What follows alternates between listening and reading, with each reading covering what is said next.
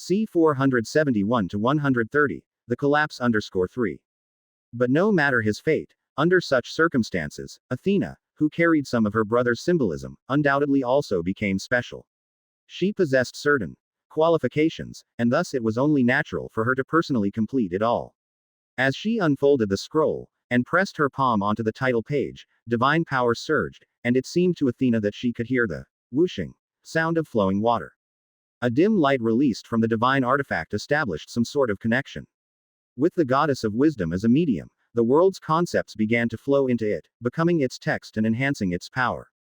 However, for some reason, Athena felt that, although the divine artifact appeared to be absorbing history, those bygone times didn't really seem to merge into it.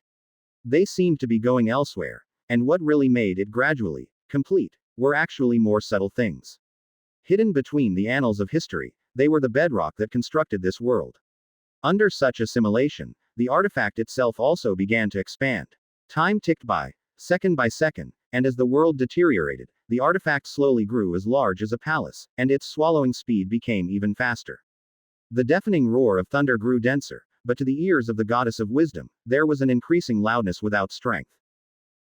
After a while, at a certain moment, Athena's expression changed slightly. It was as if she noticed something, and with a gesture of her hand, the accompanying shield of Aegis immediately fell into her palm. The next instant, accompanied by a roar of fury, a massive bolt of lightning crashed down. Athena, what are you doing? Boom. Lightning clashed with the shield. Although Zeus's power had greatly weakened, he still possessed a strength unmatched by the gods. However, when this force powerful enough to crush any true god struck the small shield, it only caused Athena's shield-bearing arm to tremble slightly, then it had no further effect. Beneath the Genesis artifact, the one shield in the world that could exempt itself from Zeus's thunder. Like the natural opposition of all things, the massive lightning seemed to have struck into an abyss, raising not even the slightest ripple on its surface. Taking a deep breath, Athena knew that Zeus had discovered her actions. This was always bound to happen. Now that the damaged world had few living beings left. Following a flash of divine light, the goddess's skirt transformed into golden armor. As soon as the divine artifact began to draw power, Athena could have left. The king of the fantasy world could not destroy such an artifact's true form, and she had no need to guard it. So, the reason she chose to stay was simply because she did not wish to leave yet. Holding the spear symbolizing victory, the girl who was usually gentle and intelligent now seemed to have changed. Her eyes were sharp and eager to fight, like a war-seasoned Valkyrie. Athena, shielding against the raging thunder, flew to the front of Mount of the Gods. Athena, do you know what you are doing? Even though his presence was greatly weakened, Zeus's gaze remained sharp. He was already aware of the inevitable failure, but that did not mean he would wait passively for death. At the very least, he wanted to hold out until the world was completely destroyed, then do the last thing he could. But what he never expected was to see Athena standing before him. Of course, as you can see. Without hesitation, without dodging, with her spear pointed directly at Zeus, Athena spoke softly as she looked into the divine king's eyes. As you can see, I am opposing you. In the fantasy world, battles erupted on Mount of the Gods. Though the divine king had lost much of his power and still held an absolute advantage, he could no longer win easily. Even with the passage of time, the scales of victory continued to tilt. Of course, Athena could not possibly win. But at this time, her taking action against Zeus wasn't about winning. The great war before Mount Olympus continued, while those gods who had not yet died were still scattered across the earth. They had not perished under the mighty hand and the first collision with the world, nor, like the divine king and Hermes, had they perceived some essence of the world. They believed this was the end of everything, the destruction of all things, so faced with the unavoidable death, the gods naturally displayed all aspects of life. There were those who despaired and raged, releasing their power, those who knelt to pray, hoping the annihilator might spare them, and naturally, those who cursed loudly and shouted angrily at the sky. Of course, there were also those who faced it calmly, awaiting the outcome. Just like now, when the world was on the brink of destruction, the ropes on Caucasus Mountains also lost their divine power. Falling from this execution place that had punished him for thousands of years, what Prometheus saw before him was a world about to be destroyed, and not far off over the sea surface, Poseidon, lord of the sea, raving and pointing at the sky. In the original history, there was no east sea bathed in sunlight, nor was there an endlessly swirling eye of the sea. This forethinking sage, after deceiving the gods, was chained to the continent, on that Caucasus Mountains where his abdomen was cut open, and his liver was ceaselessly pecked by an eagle. By day it was devoured, by night it regrew, the cycle alternating endlessly. One must say, as immortals, the gods knew very well how to punish one of their own. For a while, it seemed like he was tired of cursing, or perhaps he finally realized that his actions were meaningless. Poseidon finally stopped. He looked up at the sky, and the giant hand that grasped the world was like the world itself, regarding all beings as nothing significant, not even acknowledging him for a moment. A tremendous sense of fear rose from within. The previous cursing at the sky was in fact just a venting of inner panic. At this moment, Poseidon somewhat regretted. Maybe if he had said something nice earlier, the owner of the giant hand might have spared him. Quote. Prometheus, what are you looking at? Fear, anger, unrest, regret, when all these emotions surged one by one in the face of death, and peaked upon seeing the calm demeanor of the distant forethinker. Why was Prometheus so composed when he himself was in such a sorry state? Was he not afraid to die? Your Majesty Poseidon, I too am afraid of death. Easily discerning the other's thoughts, Prometheus shook his head. In the distant sky, at the very center of the earth, the battle between two deities was clearly visible, and just as visible was the growing shadow of a scroll. It seemed like it existed yet did not, impervious to all attacks or destruction. Everything just passed through it as if it were merely an illusion. There was nothing mortal left on the earth. They had already turned to dust in the previous clash between the giant hand and the world. Everything must come to an end, sooner or later, even the world. It's not today, then it will be some other day. It's just facing such an irresistible end. I chose to accept it. Madman. Accept. I don't accept. A cry of rage once again stirred the fear within him. Under the sway of his emotions, Poseidon summoned all his remaining strength and caused the waters of the four seas to surge into the sky. Give him some response. At least, even a swift death would be better than the torment of waiting for death. However, under Poseidon's watch, the giant hand capturing the world remained motionless, simply continuing its slow rhythm, tightening its grip. Everything remained as before. Time continued to pass. Various loves and hatreds played out across the world for the last time, but the shadow of the scroll kept expanding. It grew larger and larger, overshadowing the land and the tumbling heavens, and eventually became one with the world itself, constrained by the world's remaining strength. Then at a certain moment, accompanied by a crisp sound, under both internal and external assault, the world's final struggle ended. All civilization and the past were frozen at that moment. Everything in the world collapsed into illusion, becoming part of the divine artifact. And the giant hand enveloping the world closed in turn, clasping the middle of the scroll. Everything came to a halt. Very good. Nodding with satisfaction, Laine was pleased with the result. This divine artifact still needed time to assimilate the gains from this event, but the outcome was always predetermined. However, as Laine gripped the annals of time, his gaze did not linger on it initially. Because aside from the artifact, where the fantasy world had once existed, there remained a drop of liquid. That was the fundamental essence that had once constituted the world, the remnants of the Genesis divine power. C 472-131, Truth and Harvest. In the vast emptiness, a drop of water hovered there. It was so ordinary looking, without any special power flowing from it. Yet it was from such a minute point that the world, seemingly as real as any, had derived, and to the life within it, that may not be false at all. After all, true and false are relative concepts, and the destiny it constituted was the original trajectory of the chaos world. Under certain conditions, reality and falsehood could perhaps be interchangeable. Taking a step forward, Laine reached out his right hand and cautiously caught the drop. He had prepared for any contingencies, but even as he held it in his hand, nothing more happened. Everything was without a ripple, just like a true drop of water, as the remnants of the creation force flowed quietly in Laine's palm. Its power was not overwhelmingly strong, but it was so absolute and enigmatic. Sensing its presence, Laine couldn't help but hesitate. The power of creation had no nature, or to be more precise, it would change its nature according to the will of its user. It was omnipotent, unable to amplify itself, yet it could accomplish almost anything in this world.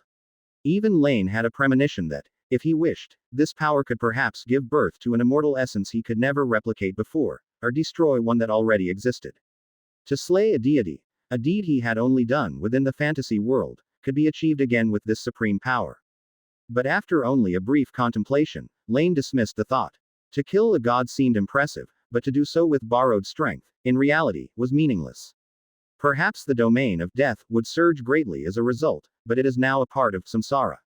If death were to skyrocket unilaterally, even if samsara wouldn't collapse because of it, it would take an eternity for it to rebalance the two through its own cyclical force. In the meantime, that well of reincarnation might come to a halt for a long time. Overall, the gains obtained would still outnumber the losses, but this hard-won creational force would then become a one-time use. Besides, permanently killing a god in reality, and how the world might react to it, is yet an unknown. After all, it's merely an unexpected gain. As for that well of reincarnation, let's stick to the original plan, Laine decided. With a light tap of his finger, the drop immediately vanished and appeared within the spirit realm. It would come in handy soon enough, and as for what purpose, having one naturally meant it should become two, or three, or even more. And then there's this, he said. Having dealt with the remnants of the creation, Laine finally returned his attention to his own divine artifact. The Oracle Stone Tablet, divided into three by the transformation of the spirit realm, had experienced changes in the other two pieces, while the first one had remained as it was at birth. But now, after this event, it not only caught up with the progress of the other two but also seemed a bit overstuffed. At this moment, it retracted all its extraordinary properties, appearing as common as any everyday scroll. Now named the Annals of Time, this divine artifact, having integrated the concept of the fantasy world, finally began to possess its own unique symbolism. However, unlike its previous manifestations, the true essence of this artifact wasn't history. Rather, history was merely a form of expression of its power, not the foundation of its existence. After all, history alone is not enough for greatness, and even among powerful divine powers, it ranks at the bottom. It might grow stronger with the passage of eras, but this enhancement is extremely limited. Even the divine artifact involving time is still incubating at the heart of the spirit realm, a long way from being complete. A concept can't give rise to two great artifacts, and so the time domain cannot have two Genesis artifacts. Enjoy new tales from Empire. Unless Laine could bring that part from beyond this world, making them represent different aspects of time in Chaos World, the artifact shaped from the first slate stands no chance to progress any further on the strength of history alone. Therefore, the Annals of Time is neither fundamentally about annals nor history. What it truly signifies is that which is unchanging, everlasting, eternal. It's a conceptual domain, lofty in intent but consequently quite abstract, and like the initial spirituality, while theoretically encompassing everything, it requires gradual filling. Similarly, there is the civilization slate, whose power is somewhat akin to the future, from which techniques like divination have emerged, one reflection of its potential. But the time domain's makeup merely adorns the civilization slate, which symbolizes change, creation, and inspiration in itself. Opposite yet interdependent, the link between change and eternity is woven together by the codex of creation's outlined order. Three divine artifacts, originating from the same source, was the arrangement made at their inception. And after completing this metamorphosis, the final link among them has finally embarked on the right track. C 473 to 131, Truth and Harvest _2. So it's said, humans are always contradictory. When something doesn't belong to you, you detest it intensely, and then the next step is wanting to make it something you can control. Many things were like this, and Laine was no exception, hating something often only because it wasn't under his control. Like now, unchanging and changing, the criteria that determined the order of all things. It was almost self-evident what these three divine artifacts together aimed to counter. After repeatedly confirming that nothing untoward remained in the divine artifact following its absorption of the fantasy world, Laine then sent it back to the spirit realm. Once Hemenu's affair was concluded, another feast awaited it, so it was best to assimilate the gains of this trip quickly. After all, unlike the other two divine artifacts, it was perfected step by step, enduring the entire second epoch. Rapid growth necessarily required more time to adapt, to avoid leaving behind any problematic aftermath. Especially as part of the three divine artifacts, if it had any issues, it would likely affect the other two as well. Finally, we come to the source of all this. Suspended in the void, Laine at last turned his attention back to the matter at hand.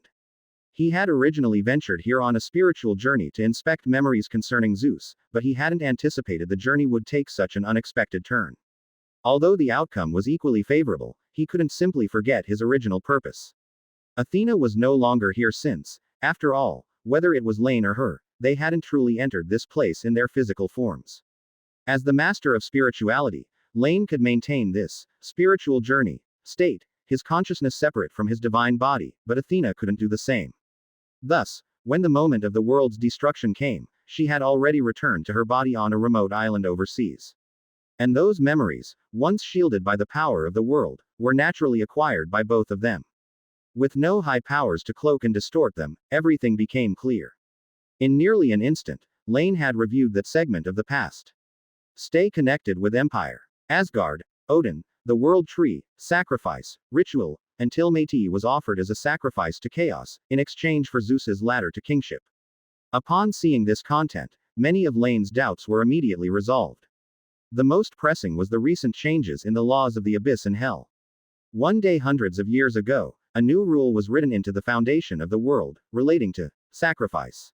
Although the world master could actively choose to accept or decline, to respond or ignore, this change had indeed occurred. C3 to 83. Previously, Laine had speculated whether this was because the two were of the same origin, that both worlds had naturally evolved the ability to accept sacrifices, allowing beings from one world to offer existences from the other as sacrifices, but upon closer thought, it didn't quite add up. Now, however, it seemed that all this originated from the sacrifice ritual personally involving chaos, influencing the shifts in the underlying rules of many worlds. When the world itself performed the sacrifice for the first time, that act became an ordained law. It's likely that independent realms like the Land of Eternal Night also developed similar capabilities, only Laine had been unaware of it earlier.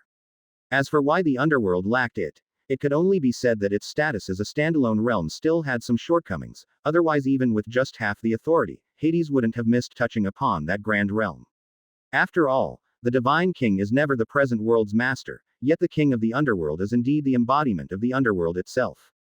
So the absence of similar changes in the Netherworld seemed understandable. With the first mystery unraveled, Laine's second question was about the fated death on Athena's person. It seemed normal. Zeus had swallowed Métis, so Pallas's birth was thus rendered impossible, and his fated death was only natural, but upon closer inspection, it was full of loopholes. Gods are immortal, hence any possibility would only be postponed, never completely cut off. So what if swallowed by Zeus, or even imprisoned in Tartarus? As long as Métis still lived, there was a chance of release, and thus a chance for Pallas to be born. Yet his fate was already dead, recognized by the world as an unalterable outcome. This implied that even chaos denied his existence, to the point that attempting to rebirth him through any means would only bring about the world's own destruction. Laine had not understood why being once favored by the world would instead invite its malice, but now it was clear to him. Métis became the sacrifice, and the moment the world accepted it, Pallas was deprived of any chance of birth. The world wouldn't deny its own actions. If Athena's destined brother was still born, it would be tantamount to negating the present world itself. Unless chaos itself broke its own rules and released Métis. But this was undoubtedly impossible, and without surprise, Pallas had no more opportunities to be born. This indeed poses a problem. I had previously wanted to bring him back to life, in another way, to then challenge the predetermined fate of the present world. Furrowing his brow, Laine found it a bit troublesome. Now this arrogant divine king, prophesied to emerge, had been definitively negated by the world, and if he wished to be born, he had to do so within the laws of Chaos World. Otherwise he couldn't inherit this segment of dead fate, creating a catch-22 situation. C 474 to 131. Truth and Harvest _3. If Laine had the power to directly contend with the world, then what use would he have for this? Shaking his head, Laine decided to set the matter aside for now. We can talk about this later. There's still a long time until the end of the era. Nobody knows for sure how many changes might happen in the meantime. Just like with the remnants of the 9 realms, an entirely unexpected event. Having cast aside this conundrum, once 2 major issues had been resolved, Laine also found clarity in various other related matters. The transfer of godhood, Zeus's surge of power, everything was given a reasonable explanation. And about the sacrificial ritual, Laine gained an even deeper understanding. Sacrificing the present self to the future self, the divine self offering a sacrifice on behalf of the world. This was his initial judgment of Odin's ritual, which was later confirmed by the Titan of Wisdom, Mimir. But that was Odin's sacrifice, whereas Zeus's had a couple of problems. Firstly, Chaos World was not initially accepting of this ritual.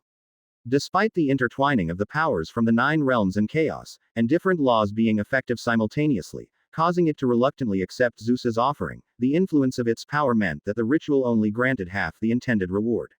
Odin's rune scriptures were given by the world, and he could never have deciphered them on his own. Even after obtaining supreme wisdom, he couldn't bear the secrets of the runes himself and was forced to inscribe them upon the origin text. However, Zeus's ritual was different. The ritual was something he could have deciphered on his own as part of his destiny. The world merely refined it further, endowing the divine king with powers that were more unique and closer to the essence of the world itself. So, from a perspective of gains, Zeus essentially had an advance on the future and obtained some additional enhancements. And the second problem, although interpreting Métis as the wisdom of Zeus seems plausible, and in the collision of the two worlds, it may not strictly follow Chaos's rule of a god cannot belong to another, but after all, Chaos is the home field, its power far surpassing that of the shattered realms.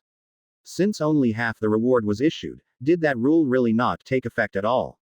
While doubting, Laine had no evidence, as from the current condition of Zeus, it appeared he hadn't had to give up anything extra.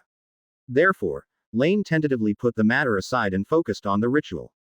This was a ceremony centered on the position of the divine king, one that he could not directly replicate.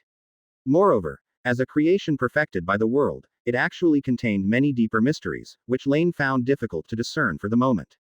He needed some time to unravel these mysteries and see what he could glean from them, as well as to determine how this altered ritual differed from the original one. Indeed, after devouring the fantasy world, the original ritual also came into Laine's possession. The differences between them were of utmost interest to him. Just as well, the negative energy interface has some time before it stabilizes, might as well keep myself busy. This journey, it seems, has come to an end. Everything had been dealt with, and the matters were nearly concluded. With a thought, Laine's form began to blur. He was still in a state of divine wandering, his true body remaining in the 5th layer of the spirit realm, and now he was about to return. But before leaving, he took one last glance at the place where the fantasy world had vanished. In the end, at the node where the fantasy world was absorbed by the annals of time, the consciousness that knew itself to be a false divine king also understood the irreversibility of all things. Yet, he persisted to the very end, to the moment the world fell apart, because he had things he needed to do. In that instant, he was infinitely weak, for he had nearly lost all existence, yet infinitely powerful, for he had nearly touched the very essence of the cosmic creation. Zeus did not have the same essence, so he could not use this power directly, but by indirect influence, he still witnessed the presence of Laine and, in the end, issued a warning. It was a message for his other self, along the mysterious connection between the two Zeuses. Under the final influence of the cosmic power, his warning did indeed get sent, but not entirely, as the indirect nature meant the content directly targeting Laine himself was blocked. Explore more adventures at Empire. Beware, the Lord of the Spirit Realm, it is an outsider, taken out of context, excerpted from, Don't Take Things Out of Context. With a chuckle, Laine's form completely disappeared. As for how the Zeus of the outer world would interpret this warning, that was something he would never know. C 475-132, Startled Awake. Night. The destruction of the fantasy world did not affect the mortal realm, for the winter brought about by Demeter continued unabated. The cold wind came from the north, and disputes and killings became more frequent. In order to fight for the limited food, the conflicts between man and beast, man and man, intensified, and only during such deep nights could a semblance of peace from days past be restored. However, this was just the mortal realm. Olympus saw no such change. The deities were not bound by day and night, nor did they suffer from lack of clothing or food due to the winter. Therefore, at this moment on Mount of the Gods, the power that shrouded each divine palace lit up the night sky, much like the scattered stars upon the earth. As always, the immortal deities reveled in all they had, but this night, the pantheon was doomed to restlessness. Boom. In the depths of the night, the normally tranquil sky was suddenly shattered by a clap of thunder, startling all the creatures within and beyond Mount Olympus. The thick clouds gathered, seemingly signaling a heavy rain to come. However, the climate on Mount Olympus was never naturally occurring. Everything here was a reflection of the will of the deities. So for a time, figures flew out from all corners of Mount Olympus. Some were still not fully dressed, some had been pondering trinkets brought back from the mortal realm, and a very few had been awakened from sleep, although they were the minority. A deity could sleep, but it was not a necessity, and only a very few chose to do so. This night, on Mount Olympus, not a single powerful deity had spent their time in slumber. This made their reactions swift, but as a consequence, they missed much, for when the fantasy world shattered, much like Hades's dreams, a certain intangible fluctuation spread out. The imaginary needed an imaginary vessel to bear it, and sleep was the finest recipient, but this clearly was not meant for deities who were always awake. Of course, this wasn't such a great loss. After all, they neither had a special status and power like Zeus, nor did they have the kind of opportunity some deities possessed. Even if they could see something in their dreams, it likely would be but a fleeting image. They may not have known what had happened, only that all things were destroyed, everything ended, and then nothing more. Swish. What's happened? Hera, were you with Zeus earlier? A flash of red light streaked by, and Hestia's figure appeared in midair. She glanced at the dark clouds above and then at the palace atop Mount Olympus. These days, the goddess of Hearthfire had been in a rather foul mood. Hades had stolen Demeter's daughter, but it was compensation given by Zeus in the presence of the goddess, when the latter relinquished her place as divine king. Hestia had once been happy about this, asking for just one condition to avoid strife among her brothers. But to her surprise, a millennia later, that condition was invoked here. For a moment, the goddess could find no reason to stop him. Compared to Zeus's actions, what Hades did seemed insignificant. Furthermore, the disasters stirred up by an enraged Demeter had left the mortal realm without a harvest, and in her pity, she felt even more troubled. If the problem couldn't be solved fundamentally, then all this would never end. Thus, amidst the contradictions, Hestia couldn't help feeling annoyed. Everything was linked to Zeus, and now he wasn't just failing to make an effort for resolution, he was even summoning thunder in the middle of the night. That I do not know. I haven't been spending much time with Zeus recently. He doesn't seem to want me around. Arriving in haste as well, facing her elder sister's inquiry, Hera said expressionlessly. You know what kind of person he is. When he's enjoying life, why would he want someone like me, who's an eyesore, to be around him? At a loss for words, Hestia found herself even more troubled. Apart from not knowing why Zeus had always seemed uninterested in the goddess of beauty, his pursuing of pleasures had never ceased. It was just that those who hadn't borne him offspring were less known. The deity in charge of marriage had the most failed marriage of all. Hestia shook her head slightly, giving Hera a sympathetic look. However, the heavenly empress showed little reaction. As time passed, she had grown accustomed to it since, after all, most deities were like this. As long as no more bastard children popped up and he didn't run off to mingle with mortals in the mortal realm, then Hera could only let it be. As the two conversed, more deities appeared in midair, all alerted by Zeus's display of power. Yet, regarding the thunder summoned unexpectedly by the divine king, the deities had no clue. But soon, as the god of West Wind arrived, the pantheon ceased their discussions. It seems Zeus has sent you to call us over, hasn't he? Looking at the newcomer, Hestia asked first. Yes, his majesty has summoned you. Bowing slightly, Zephyrus replied respectfully. Even as times had changed, in facing the goddess of Hearthfire, he remained as reverent as ever. At that same moment, at the summit of Mount Olympus, upon the throne at the center of the grand hall, Zeus sat with furrowed brows. Having just awoken and inadvertently releasing his power, he had ordered Zephyrus to summon the deities, preparing to explain what had just occurred. But strictly speaking, he himself was not very clear on the particulars of the event. C 476-132, Startled awake _2. Quote. A premonition or something else. What does that vague term signify? Although on the surface, Zeus, like the other gods, always seemed awake. In reality, his true form was still slumbering in Asgard, and what had been walking around recently was merely his avatar. And the reason the divine king had lately been intentionally avoiding Hera wasn't for pleasure. After all, an avatar lacked such capabilities. It was precisely to prevent others from discovering the whereabouts of his true form that he avoided prolonged contact with anyone. In this state, his slumbering true form suddenly fell into a dream, as though the scenes that played out in his sleep were real. The heavens-rending giant hand, Athena, for some unknown reason, clashing with him, and ultimately, the whole world turning into a scroll held in someone's hand. Everything appeared so real in the dream that upon waking, Zeus couldn't immediately distinguish reality from the vision and instinctively summoned his own power. Mount Olympus was fine, but by this moment, Asgard was probably in complete disarray. A prophetic dream or something else? And why would Athena attack me? What could be the reason? With furrowed brows, Zeus was puzzled. He questioned himself. If this was a sign from the throne of the divine king about the future, why would Athena become his enemy? If it had anything to do with Métis, then that seemed highly unlikely.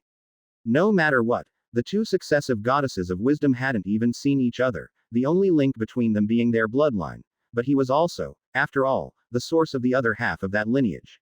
In the absence of a compelling reason based on their blood ties, it seemed he hadn't done anything worthy of her hatred. With this thought, the divine king couldn't help but speculate. Perhaps the Athena in his dream was influenced by something external.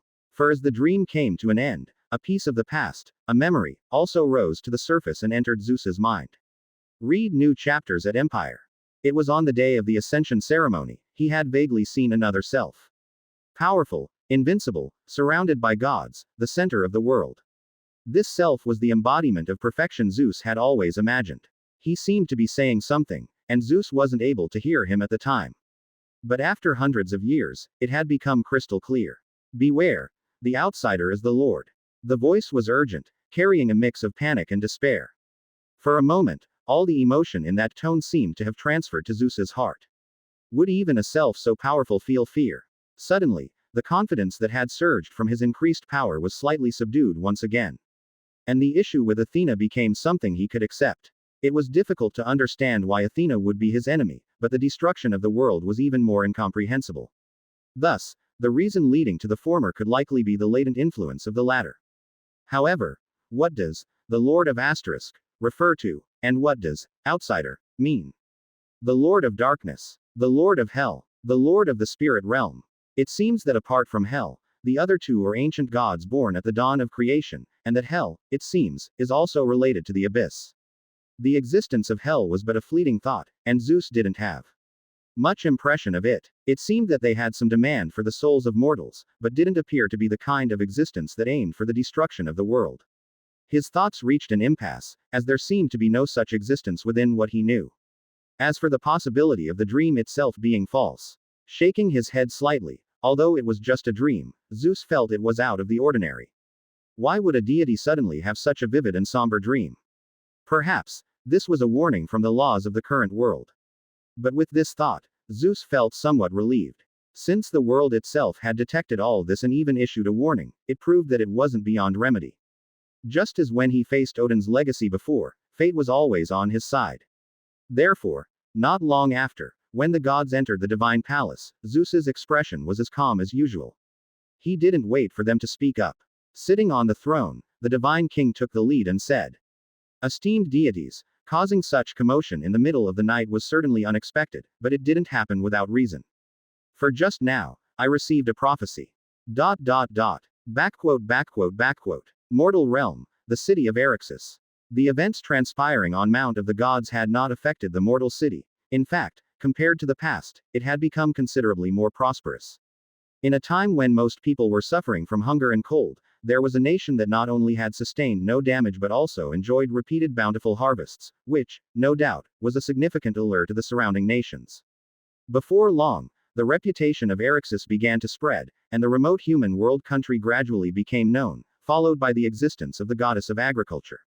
The mortals were unaware that their disasters were brought forth by Demeter herself, even if the minority that guessed it dared not to publicly defame the reputation of a deity.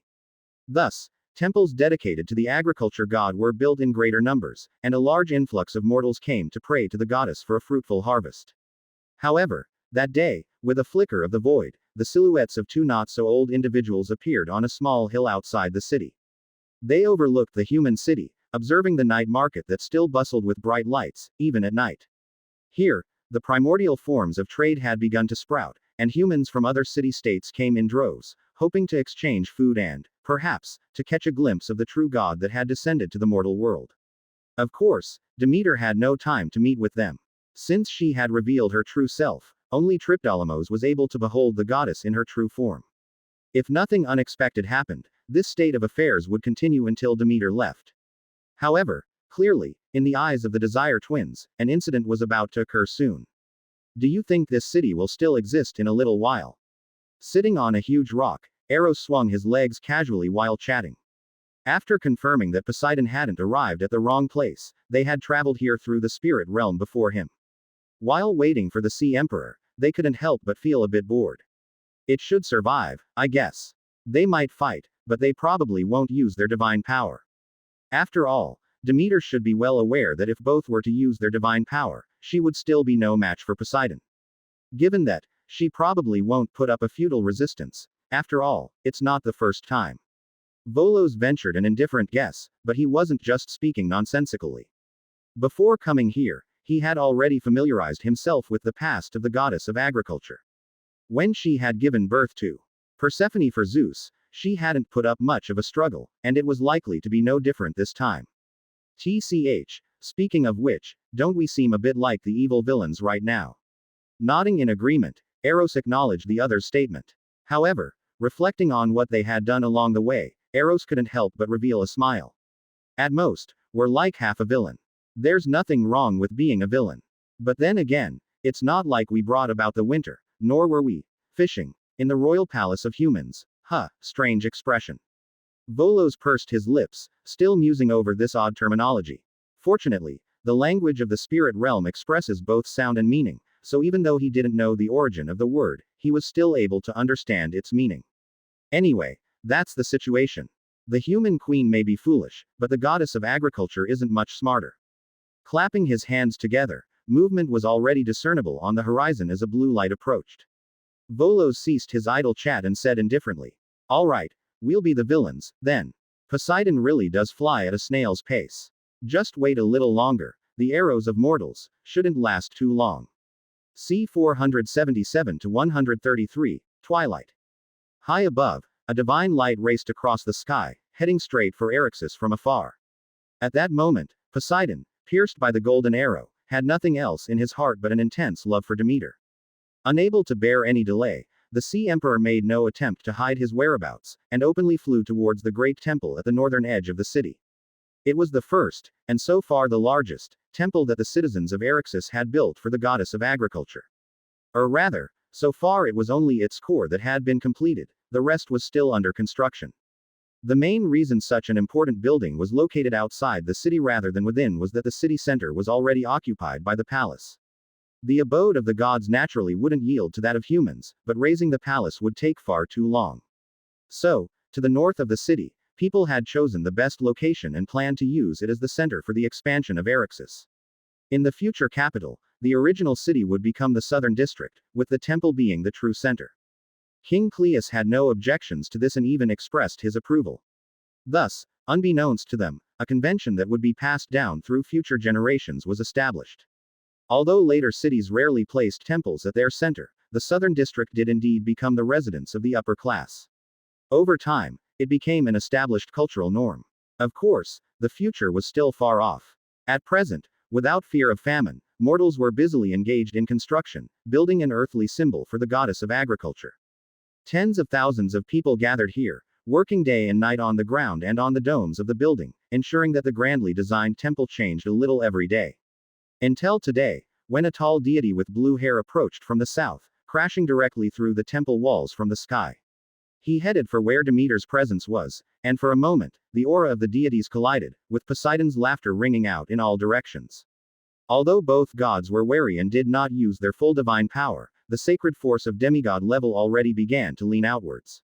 Almost in an instant, even without any direct conflict between the two gods, that invisible pressure almost suffocated the nearby craftsmen. A few working at higher elevations even fell directly, splattering blood in a series of dull thuds. Ha ha ha, my sister. It's been too long. You're still so beautiful. Or rather, you've become even more beautiful. Completely unconcerned about those bothersome mortals, Poseidon strode into the inner sanctuary. The golden arrow from Volos indeed ignited an intense love in his heart, but it did not entirely change who he was. The Sea Emperor would express love, in his own way, not taking the goddess of agriculture's words as sacrosanct. And quite obviously, Poseidon's expression of emotion couldn't be clearer. If I want it, I will take it by force. Poseidon, what are you doing here? At first startled, then regaining her composure, Demeter frowned at her brother's impudence. She had been resting but was now well aware of the commotion outside. Because of Poseidon's arrival, Her temple, not yet fully built, had already been stained with blood. The goddess didn't really care about the lives of those common craftsmen, but their behavior left her feeling dishonored. Are you here to plead Zeus's case? If so, you're going to be disappointed. My demand has been the same from the beginning, which is for Hades to return Persephone. Her tone was harsh. Previously, her pleasant time in the mortal realm had alleviated some of the goddess of agriculture's distress, but Poseidon's arrival reminded her of all these things. It wasn't just her daughter's ordeal, she herself was similarly disregarded by her powerfully combative brothers. Just as with Zeus and Hades, Poseidon was no different. Engrossed in her own feelings, Demeter waved her hand, signaling that Poseidon could leave. She had been quite relaxed recently and thus failed to notice the increasingly infatuated gaze of Poseidon. The goddess of agriculture clearly had not expected that, at this time when she caused a natural disaster, someone would dare to do anything to her. Discover stories with Empire. But soon enough, the goddess realized her mistake. Poseidon not only did not leave but instead approached her with a smile. You think too much, my sister. Why would I come to persuade you? What do Zeus's affairs have to do with me, when humans at sea only need good catches to live on? What truly brought me here, was you. Jolted with alarm, Demeter abruptly looked up, only to see Poseidon's face dangerously close. Seeing the heat in his eyes, she knew immediately what he intended to do. In her panic, the goddess of agriculture transformed in an instant and turned into a streak of light that flashed out of the temple. Is it another chase game then? But where can you flee? You'd better run faster. Ha ha ha. With a laugh, Poseidon soared in pursuit. As a result, another huge hole was smashed in the dome of the great temple, and the people of Eryx's city could only see two streaks of light, one brown and one blue, tear through the sky and depart, leaving behind a scene of disarray. Once the deities had left, the pressure on the ground lifted. Shortly after, two figures hurried from the direction of the city, King Cleus and his eldest son, Triptolemos. C 478-133, Twilight _2. They were all alerted by the surge of energy that had erupted here in just a moment, but when they arrived, the two of them saw only the corpses that had fallen from on high, the dying who were still moaning in pain, the craftsmen who had survived the calamity, and the damaged temple at the top. What happened here? Standing on a ground littered with debris, Clytus's expression was somber. At his inquiry, someone soon stood out from the crowd and related to him what had just taken place. Father. Having likewise heard the full story, Triptolemos turned to look at Clytus. He faintly noticed a trace of sorrow flicker across the face of the king of Eryxis, but he knew it was not for the dead and injured craftsman. It's all right, you stay here. Whatever has happened, you are the chief shepherd chosen by the goddess, her spokesperson in the mortal realm. You should prioritize the affairs of the goddess, everything else is trivial. With a calm voice, Clytus understood his eldest son's intentions, but he merely gestured for the people nearby to follow the prince's orders. He then turned and walked toward the old city. As for her matters, do not concern yourself, let me handle everything. I will arrange everything swiftly and discreetly, just like Demophan. Quote. Silently, watching his father's retreating figure, Triptolemos was momentarily at a loss for words. He understood the other party was going to attend to the aftermath concerning Queen Metanira, as earlier that morning, the queen was found dead in her own palace. Although it looked like suicide, there were no signs of any outsider's entry, and the murder weapon had disappeared without a trace. In his grief, the king had immediately called his son, asking him to use the miraculous, divine arts, to help find the murderer. But then the commotion at the temple directly led Clytus to understand the cause and effect. Thus, the two had promptly come here and saw the ground littered with the injured and the dead. Quote. I understand, father, I will take care of it all. Taking a deep breath and watching Clytus's departing figure, Triptolemos spoke softly, regardless of whether his father could hear. The next moment, he turned around, his gaze gentle as he looked at those present. He could see the confusion, doubt, incomprehension, and suspicion in their eyes, emotions that should not be seen in the eyes of the craftsmen who were building the temple for the goddess. So the prince stepped forward, signaling everyone to look toward the direction he was facing. The incident that just occurred was an accident, created by an outsider, and the goddess lured him away to another place for our safety. As he spoke words he himself didn't believe, Triptolemos crossed his hands over his chest. A glow emanated from his hands, and a gentle power healed the pain of the injured. As a deity inclined toward the aspect of life, the divine arts passed down by Demeter had many that could easily achieve this, but raising the dead. The souls of the devout will surely enjoy peace under the protection of the goddess. In a solemn voice, Tripdolemos looked towards the dead. Now, let us together appease their souls. Writing directly is still prone to mistakes. I deleted a section yesterday, so it's better to write around the subject, as he's just a supporting character anyway. As minutes and seconds passed by, under Tripdolemos's consolation, the mortals on the ground proceeded in an orderly manner with everything. They collected the bodies of the deceased, believing that all this was not only unrelated to the goddess but also grateful for her grace. Most importantly, they threw themselves back into the repair of the temple. After a long time, the void flickered, and the figures of the twins emerged. Glancing at the activity on the ground, they exchanged looks. They had been following the image of Poseidon together, witnessing firsthand the he chases, she flees, she has nowhere to escape, between the two deities. Demeter tried every possible way to escape from Poseidon, even transforming into a mare and mingling with the mortal herds. Strictly speaking, given the general abilities of Chaos's deities, such seemingly unreliable transformation had a certain probability of eluding Poseidon, but unfortunately, whether it was due to a buff of desire, the Sea Emperor's insight also seemed to have increased, and the goddess of agriculture was ultimately discovered. Without hesitation, Poseidon then transformed into a stallion, utterly disregarding the difference in species. He even transformed back into a human halfway through the act. That was the reason the twins left early and exchanged glances.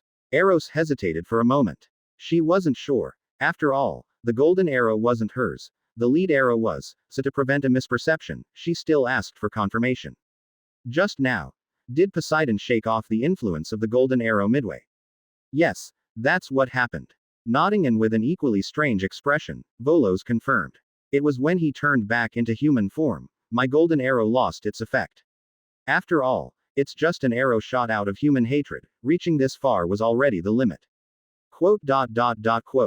But in my perception, Poseidon's emotions didn't seem to change. Eros asked again, and Volos gave the same answer. Yes. Nodding, Volos added. Perhaps he had already intended to do it. Maybe without us, this day would have come too. C 479-133, Twilight _3. The twins exchanged a glance. They had been eager to follow along to see how the victim would react after the golden arrow magic wore off, but to their surprise, Poseidon's reaction was no reaction at all. Forget it. This one might be a bit abnormal. Shaking his head, Eros said somewhat helplessly. Next time, we'll change our target. Let's just forget about this one. Let's wait a bit longer, until Demeter comes back. She should return. Once we get what we want from her, whatever they do is none of our concern. Olympus, the council hall. The affairs occurring between the human city-states had not reached this place, and no one knew that Poseidon had gone to follow in the footsteps of Zeus, even surpassing him. Here, the deities had just finished listening to the divine king's narrative, and their first response was undoubtedly doubt. Prophecy. With furrowed brows, Hestia had not expected that before the recent troubles had been resolved, Zeus had created a new one. And the content of what he said, the end of everything. Naturally, the goddess expressed skepticism. Zeus, it is indeed possible for a deity to inadvertently glimpse the future, but there's often a special reason for it. What about you? You wake up in your own palace and have visions of the world's end. Hestia's question was not unfounded. As primordial gods, the deities are influenced by the mundane world, but they also indeed reap much from it. For instance, memories and thoughts that cannot be permanently altered, or their immortal essence, are what set them apart from the deities of other worlds. In such circumstances, it is indeed possible for certain deities to catch a rare glimpse of the future, just like god of speech Iapetus from the spirit realm during the Second Era, who had seen into the future. However, they can usually see only a tiny part, leading to various interpretations, right or wrong. In this case, it seems that Zeus could indeed see the future by accident, but on one hand, it is a very low probability event, and on the other hand, there is the content of the prophecy itself. The collapse of the world, the return of all things to ruins, such speech is somewhat like saying the world is round in the Middle Ages. Aside from making those who hear it think you're insane, it wouldn't result in much else. Hestia, I know this is hard to believe, but the world may not be indestructible. Sitting at the head, Zeus understood the goddess of Hearthfire's doubts. Even he himself. If it hadn't been for what occurred during the sacrificial ritual for the world, he probably wouldn't have believed in the truth of this matter. But if his sovereignty grand ritual was real, Then the message about the future naturally was as well. What's more, there was the most direct evidence right in Olympus. The remnants of a dead world. Within it, he had foreseen fate, glimpsed chaos's destruction, which was nothing out of the ordinary. Especially among some of the damaged relics of Asgard, Zeus also found some records. Most of those things had little meaning, but some were different. For example, on a broken stele, Zeus had seen records regarding divine King Odin and Twilight. Bringing down the deities, restarting the world, the twilight of the gods, the most terrifying calamity of them all. Perhaps it's the same for us. Even before we realize it, the bell of twilight has already begun to ring, and that outsider is the bell ringer. C 480 to 134. The sun with no way out. Backquote, backquote, backquote. A thought flickered through his mind, but Zeus did not reveal all of it. He hadn't intended to lead the gods to Asgard just yet, so naturally, he wasn't in a hurry to disclose its secrets. After all, on one hand, his injuries had not fully healed, and on the other, his reconstruction of that realm was still incomplete. In the wreckage of that world, although most things were of no use, there still were some items of value. For instance, the fragmented rune artifacts, the cultural creations far ahead of the current era, and not far from the Golden Palace, Zeus had discovered a special place. While most couldn't be put to direct use, in the future, these things would help him unite the Olympian pantheon into a cohesive whole. They could have internal disagreements or even hostility towards him as the divine king, but as long as the gods remained a part of the divine court, Zeus was not particularly concerned. It had to be said, this bore some resemblance to the laws of the present world. Although many deities loathed the law, as long as they did not establish their own independent dominion, their actual sentiments hardly mattered. In any case, this matter needed to be put aside for the time being. Zeus did not expect the gods to believe or disbelieve what he had just said. His words were merely an explanation for the fluctuation in his aura earlier. If he could truly find the identity of that outsider in the future, today's events would naturally be recalled by the gods, thereby corroborating the divine king's prophecy. If he couldn't find it for the time being, then it was meaningless whether the gods believed it or not right now. And today, Zeus had other matters to attend to as he summoned the deities. Certain farces were due to come to an end. Well, no matter what may happen in the future, those are events destined to occur in the distant future, whether true or false, let time witness everything.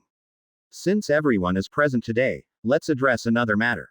In recent years, due to a minor discord, the climate in the mortal realm has become increasingly unstable. Speaking in a grave tone, Zeus seamlessly shifted the conversation to this issue that had been causing discussions on the Mount of the Gods. The divine king's prophecy was not taken to heart by many gods. Even if it were true, the divine king and the primordial gods would support the falling sky, and it had nothing to do with them.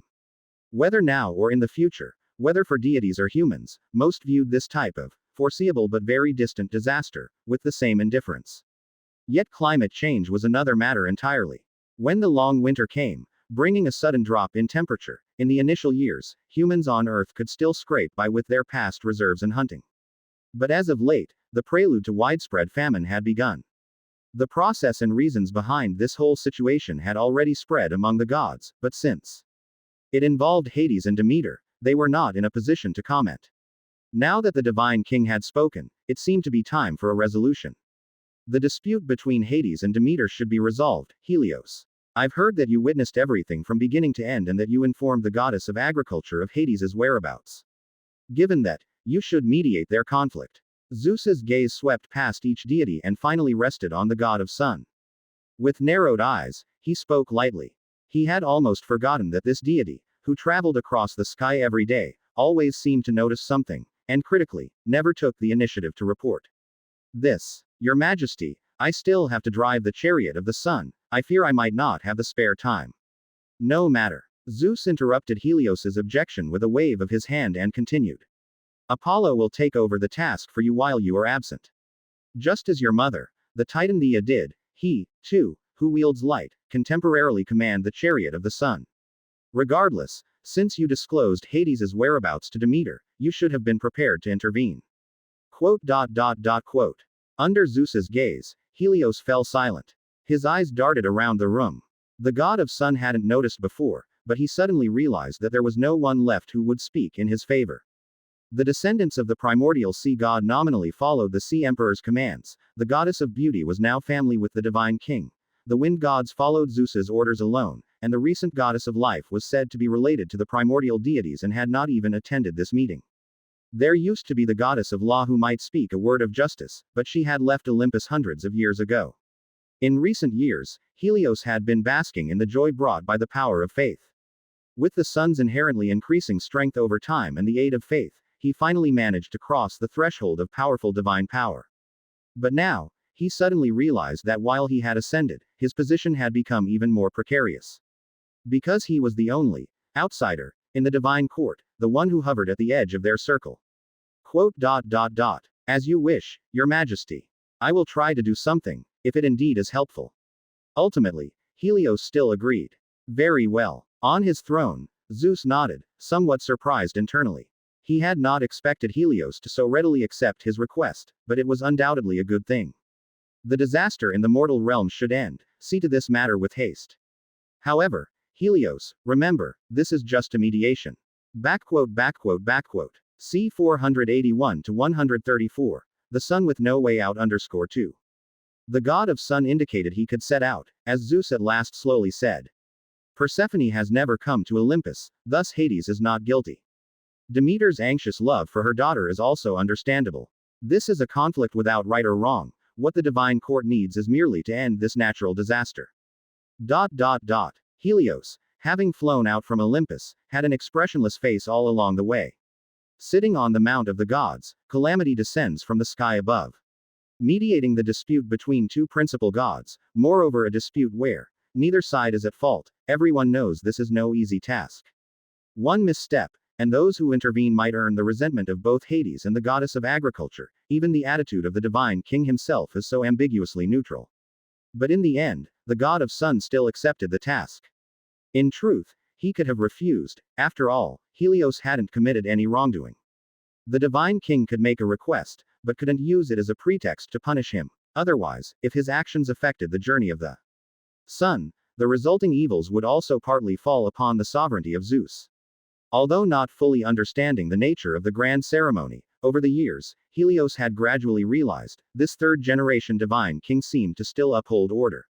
Yet, the thought of insistence on refusal only rose in the god of sun's heart for an instant before vanishing without a trace. Because right after, he heard Zeus say that while he entered underground, Apollo could replace him in steering the sun. Gods borrowing divine artifacts from one another is not too uncommon, and when the divine king uttered these words, he didn't think it would give Helios much concern. Even the original myth's portrayal of him was the same. However, at that moment, the god of sun suddenly remembered a conversation from long ago, with Prometheus. You need not worry now, but if in the future another god born with the qualifications to drive the chariot of the sun appears, then you'd have to be careful. Times have changed. For Helios of the present, he no longer requires a divine artifact to operate the sun. The golden chariot served more to make his task easier and voluntary, rather than indispensable. But for others, this special chariot meant for driving the great sun could enable those originally unable to do so. And Apollo was one such existence.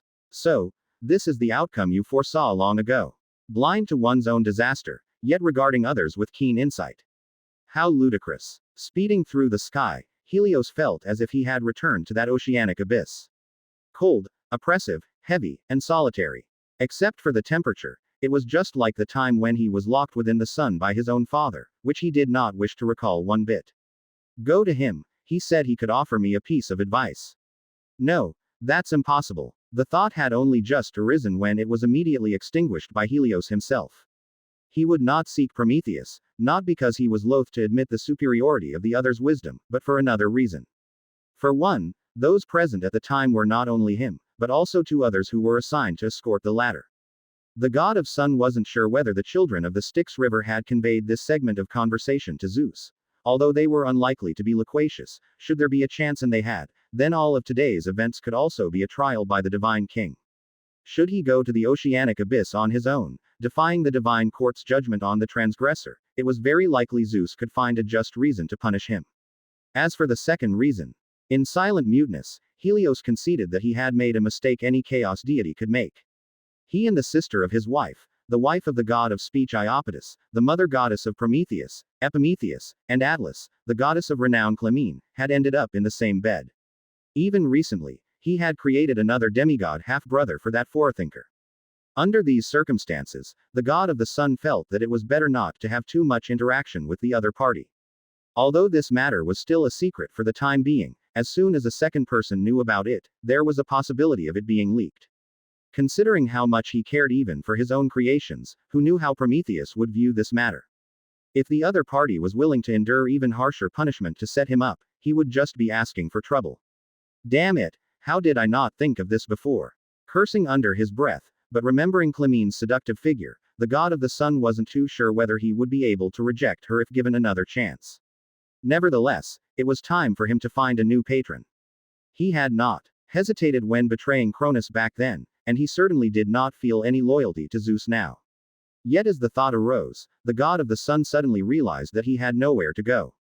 The spirit realm was off limits. After all, the chariot of the sun had been forged by the lord of the spirit realm, and every time he rode across the sky, Helios was reminded that although he was the god of the sun, he could not govern the 12 zodiac regions.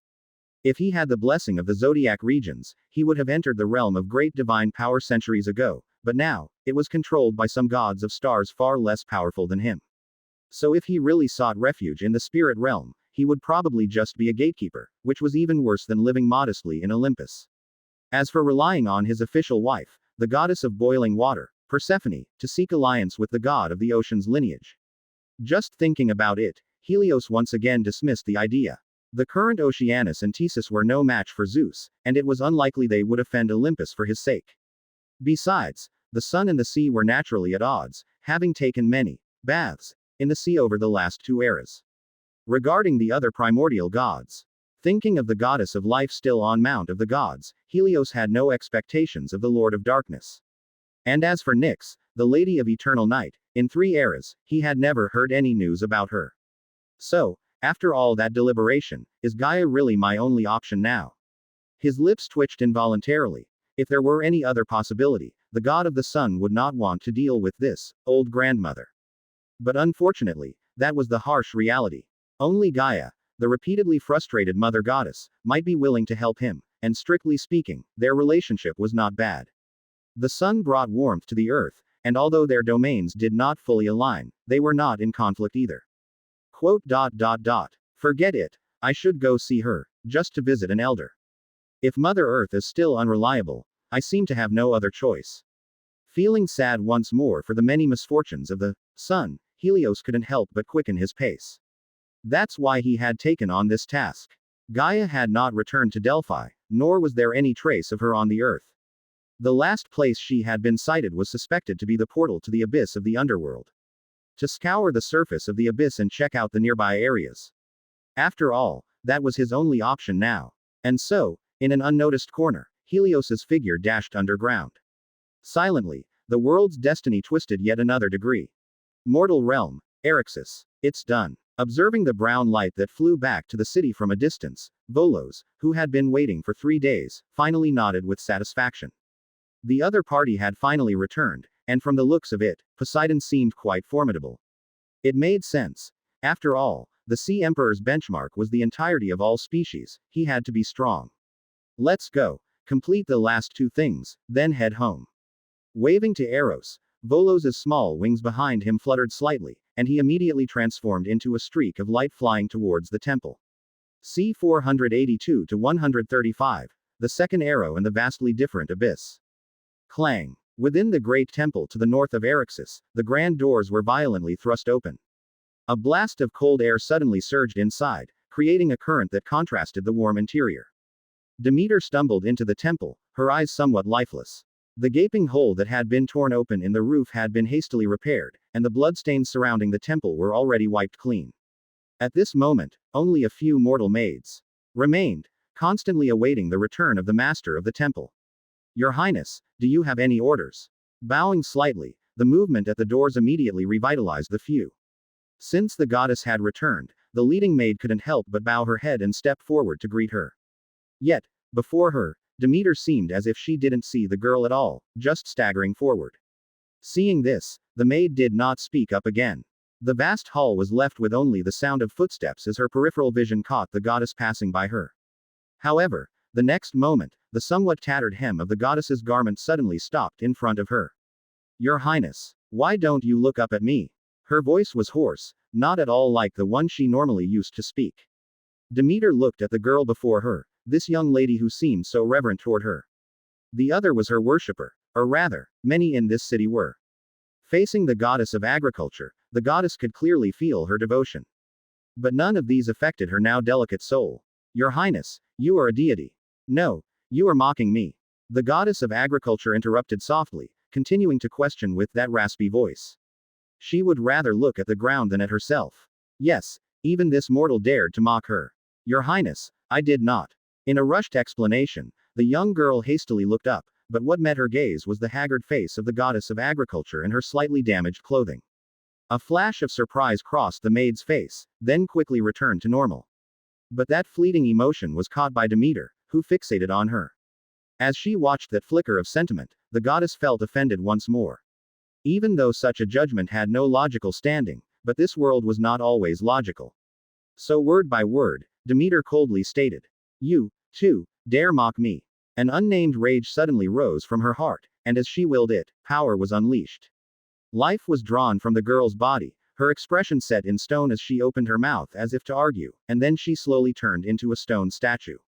In a single breath, it was all over, as if this generation of humans had been born from the earth, she too reverted to the original state of life.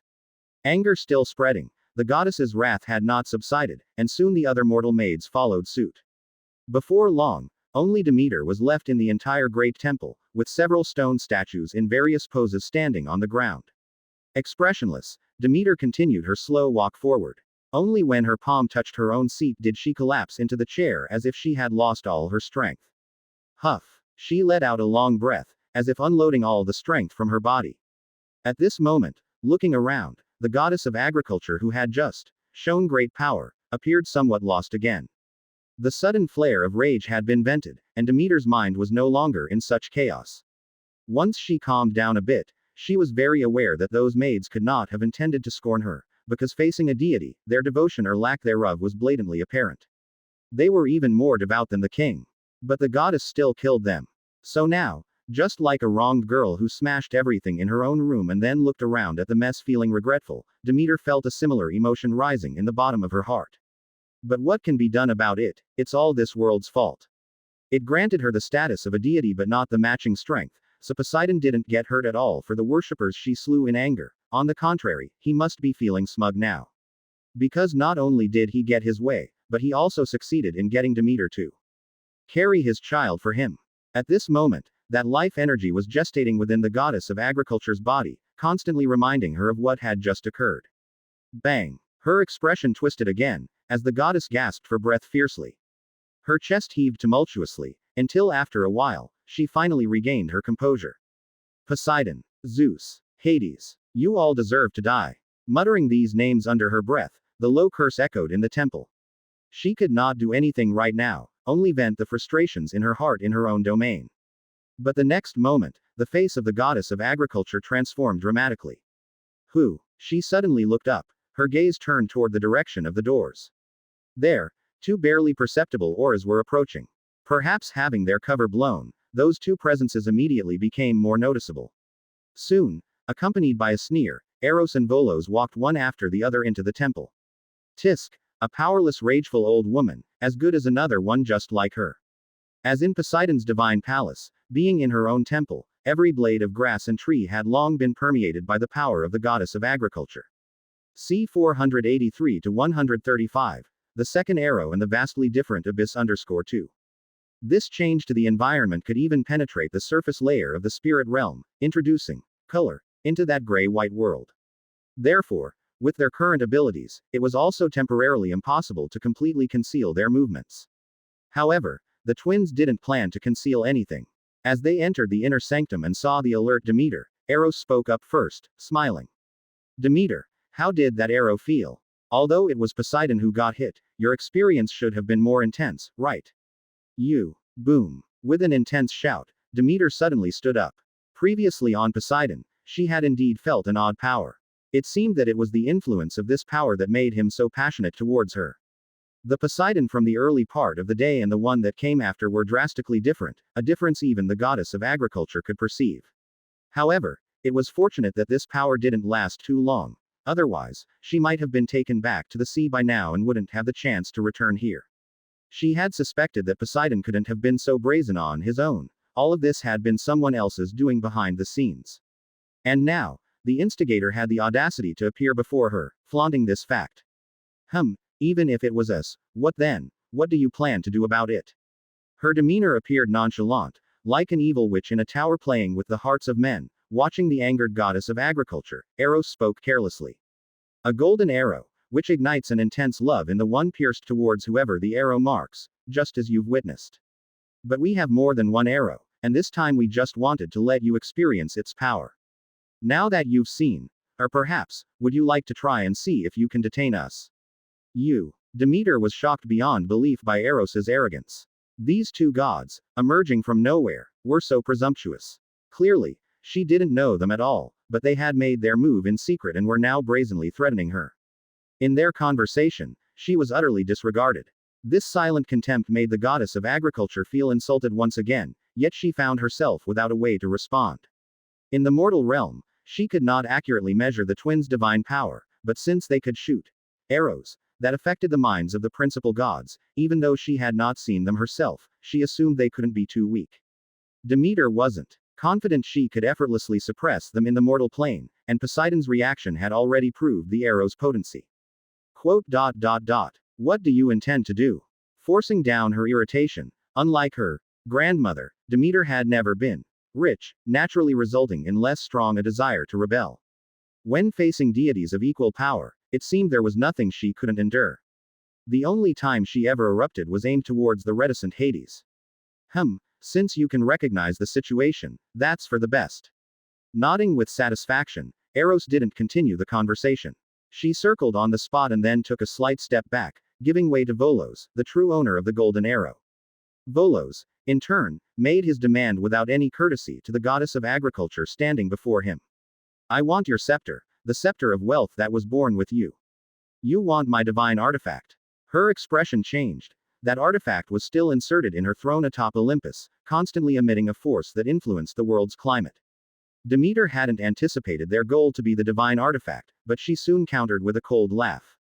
Don't you know, as an artifact that was born alongside me, the moment it leaves my side, its power will gradually slumber, eventually returning to the mundane. I know, which is why I only need it for a while. Once the harsh winter is over, it will still be yours. Volos replied evenly. So, it was for the sake of those earthly mortals that you've come. Realization dawned upon her, and Demeter seemed to understand something. Despite not knowing her, they had plotted against her, which must have been due to some conflict between them. Now, it appeared that the source of it all was the widespread cold of winter. Although the outcome is slightly off the mark, you can understand it that way if you wish. Nodding his head, Volos continued. So, what is your response? I refuse. Demeter did not agree to their request, contrary to the twins' expectations. Have Hades return Persephone to me, otherwise, you can give up on your desires. I might as well stay with Hestia forever, you cannot threaten me. Her voice was intense as she firmly denied their request. But the next moment, Demeter's tone softened. Observing the twins before her, many thoughts flashed through the goddess of agriculture's mind. However, ultimately, a sudden idea eclipsed everything else. This catastrophe would eventually end. Zeus would not permit her to continue this way, and of course, compared to her, Hades would be under even greater pressure.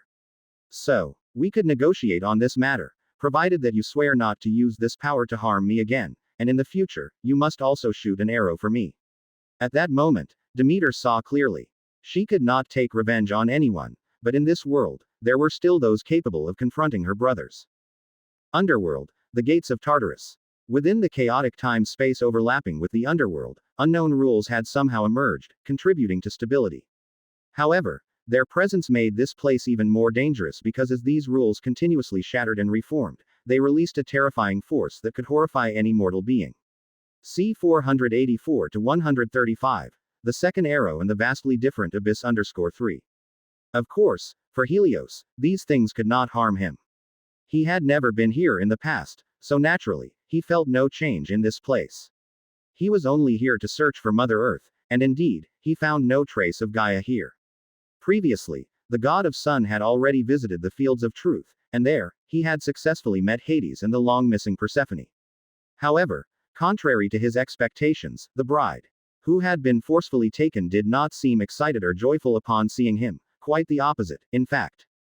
Throughout the conversation, Helios always felt that the other party was a bit disdainful. Nevertheless, the god of sun had still completed half of his mission for this trip. He conveyed the opinions of the pantheon gods and the divine king's tactful advice. Zeus had no intention of convicting Hades because of this, but the incident indeed affected the interests of all deities. And, unexpectedly again, Hades was quite agreeable to this matter. Although Zeus had agreed to his conditions first and now came bearing the guise of mediating conflict, afterward, Hades still readily stated that Persephone was here to be the queen of the underworld, not a prisoner, so if she wished to leave, he naturally would not hinder her. But the next moment, Hades revealed another truth. Because the marriage of Zeus and Hera was the exemplar for the gods and his model to learn from, he had also shared divine authority with his own queen of the underworld. However, the price for the goddess of agriculture accepting the scepter was that her origin would henceforth be connected to the underworld. So, no matter what, she must spend half her time in the underworld from now on. That is a rule that even the primordial deities cannot violate. Whether Demeter accepts it or not, this cannot be changed anymore. Marriage's exemplar. While listening to Hades's narrative, although Helios did not know whether the truth about the authority was true, he did indeed sense the clear sarcasm therein, as the marriage of King Zeus and Hera was also quite complicated in the legends. It is said at first, Hera was unwilling to accept Zeus's advances, always avoiding his pursuit, until one day when the divine king transformed into an injured little bird in a downpour, stirring up the goddess's boundless compassion. Hera held the bird in her arms, soothing its injured wings, but the next moment Zeus reverted back to his original form. The inescapable goddess ultimately fell into the hands of the divine king and thus had to agree to his proposal. Sigh. But I must say, being able to share a portion of their power, Hera and Persephone are indeed very fortunate, he said. By comparison, Amphitrite, the sea empress, falls far short of them, he added. Shaking his head slightly, since he had already completed half his task, Helios was not in a rush to bring the news to the goddess of agriculture. Compared to ending the disaster that was affecting the earth, he was more eager to first avert the calamity that was about to befall his own head. Thus, looking at the entrance to the abyss and hesitating for a moment, the god of sun still stepped into it. No matter whether Mother Earth had entered or not, he had to search first. Moreover, this action would also give Apollo some trouble. After all, a brief entry and exit from the abyss might not cause too severe a disruption to the sun, but a little irritability was certain, and most importantly, all of it was very natural. A disconnection of authority leading to uncontrollable consequences and active interference are completely different. As long as there were no man-made factors, upon returning, Helios could easily claim that it was the sun's intrinsic rejection of Apollo. Although this might not dispel some of King Zeus's thoughts, it should, at the very least, buy some time. I hope all goes well, he muttered to himself. With one step forward, Helios's figure immediately disappeared into the twisted spacetime. No one saw this scene, as another deity entered Tartarus, with one exception. That was Gaia, who, because Helios had mentioned her, suddenly had a premonition. Spacetime shifted, and light warped. In just a fleeting moment, everything before him had drastically changed. Stepping into the abyss, Helios thought he would see an endless chaos of spacetime and face immediate rejection from the realm, but to his surprise, there was none of that. Layer upon layer of boundaries overlapped and then separated, with matter arranged within them. The suppressing force was quite weak, as if it had temporarily been diverted elsewhere. Looking at the interior of Tartarus before him, the god of sun was genuinely taken aback. So this is the abyss. It seems rumors really cannot be trusted, he said. Legends of the abyss were not so benign, he thought as he shook his head. Helios did not linger in place. Whether Gaia was there or not, she would not be at the entrance. He still needed to venture deeper inside in order to find any possible traces of Mother Earth. C 485-136. Another, Laine. Carefully avoiding the layer closest to the entrance, Helios made his way deeper into Tartarus. He felt somewhat relieved that he had arrived early, the material layers seemed to be not completely perfected and did not yet occupy a significant amount in terms of space and time. If he had arrived any later, it's likely that upon passing through the entrance to the abyss and the underworld, he would have directly fallen into the first stratum, rather than appearing within the true depths of the abyss as he did now. At that time, for Helios, who had never been to this place before, his only choice would have been to return the way he came. After all, faced with the countless, overlapping different strata, even the god of sun felt somewhat dazzled. It was a good thing that there were no native deities in the abyss. Otherwise, even if each stratum gave birth to just one territorial god, Helios thought the sight would have been sufficiently terrifying. So this is the true face of Tartarus. If there were even more life, I might even mistake it for the underworld, only with a harsher environment. However, speaking of my trip to the underworld this time, I always feel that the law of the nether has become more active. Is it just my imagination? With some confusion, he then shook his head and, after briefly recording the surrounding environment, Helios did not linger any longer. Time in the abyss passed much quicker than in the outside world. Even on the outskirts the difference with the material world was clear. However, it was foreseeable that the effort he would spend here would be substantial. After all, this was a vast space equivalent to the material world, unfathomably deep. Finding traces left by Gaia here would not be an easy task. Flashing through the chaotic spacetime and following traces left by layer after layer, from the shallow to the deep, Helios continued to delve into the inner parts of the abyss. Various wondrous scenes flashed by, and each stratum seemed to follow laws that were vastly different from the others. And the deeper he went, the more he noticed that the changes in the spacetime of the entire Tartarus seemed to have never stopped. The worlds born within it were still expanding, their status in spacetime becoming ever more significant. Perhaps one day, these strata would become the primary components of the abyss, and the originally unstable spacetime would become a thing of the past. Like in the material world, it is said that at the beginning of creation, the whole world was an immense void. Then Mother Earth was born within it. Perhaps the abyss also underwent such a process. Boom. Whoosh. Cough cough. What in the world is this stuff, even stronger than Hestia's divine fire?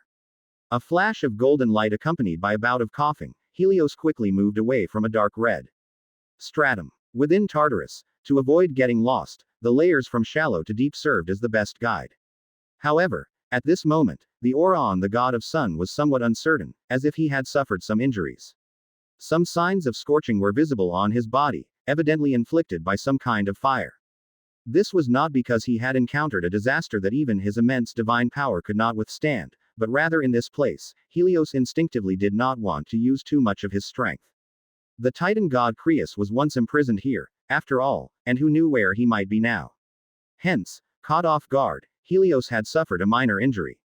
But even so, it was quite terrifying. In the past, Helios believed there were only two kinds of fire that were the most powerful. One was the fire of the spirit realm that forged the chariot of the sun god, and the other was the protective fire wielded by the goddess of hearthfire. But now, he had seen a new form of pure fire that contained the power of destruction. It existed within the 303rd stratum of the abyss, which was one of the rare worlds that already seemed fairly complete. In it spread lava, and a type of mineral that emitted a pungent odor, which the sun god had never seen before. Yet, being more complete, the stratum also seemed more explosive. Helios had intended to get a closer look, but that directly triggered an innate reaction from the layer, causing the dark fire to burst forth and catching him off guard. Cough cough. What a nuisance. Coughing again, he slowly stabilized his breath, and the injuries on his body healed at a visibly rapid rate. After all, these were just some superficial wounds, nothing significant for Helios. However, surveying his surroundings, the sun god abruptly realized that he seemed to have deviated from his intended path. Previously, he had been descending by following the arrangement of the abyss's strata, but now he seemed to have gone quite far off course. Shaking his head, Helios was about to return the same way, but in the next moment, he abruptly stopped. Just now, he thought he heard a noise. That sound. There's life over there. His expression shifted slightly. In Helios's inherent understanding, the abyss was inherently lifeless. So if there were unusual noises here, it could only be from outsiders. It was either the Titan god Creus, whom he sought to avoid, or Gaia, who he was searching for. One was to be steered clear of, the other was his goal. Let's go check it out. After a moment's hesitation, Helios made a decision. He immediately suppressed his aura and flew toward the source of the sound. If it was Mother Earth, that would be more than ideal. But if it was that former colleague, although he was unsure how the other, who once deemed him a traitor, might see him, the sun god thought it would be best not to meet at all. C 486 to 136. Another, Laine. Underscore 2. Hum. Deep within the chaotic flow of time and space, the god of sun faintly sensed the place from where the sound originated. Unlike the calm peripheries of Tartarus, war had been raging here for many years. Although the nine hells had floated to the surface in the dimension of time and space to avoid being completely enveloped by the abyss, this had not affected the serpent of the garden or the mother of demons. After all, from the beginning, their clash had taken place outside of hell, and Moya was never permitted to enter the roaring void tunnel in person. At this moment, these two beings, embodying the power of their worlds, continued their relentless struggle in the void. Transcendent forces clashed together, an unusual confrontation between two worlds' powers, but in contrast to the initial stages, the Mother of Demons was no longer using just her body. Like every innate deity, Moya initially felt somewhat unfamiliar with her power, but soon, following her instincts, she gradually mastered the temporary authority bestowed upon her by the abyss.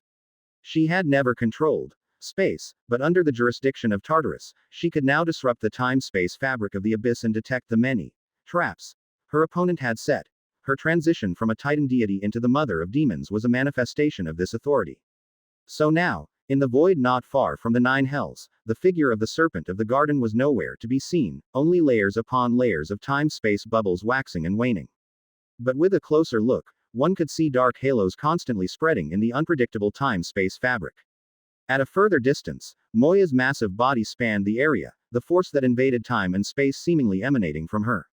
The two forces, invisible to ordinary people, jockeyed for position, the ripples from their offense and defense shaking the strings of space, constantly emitting various humming noises.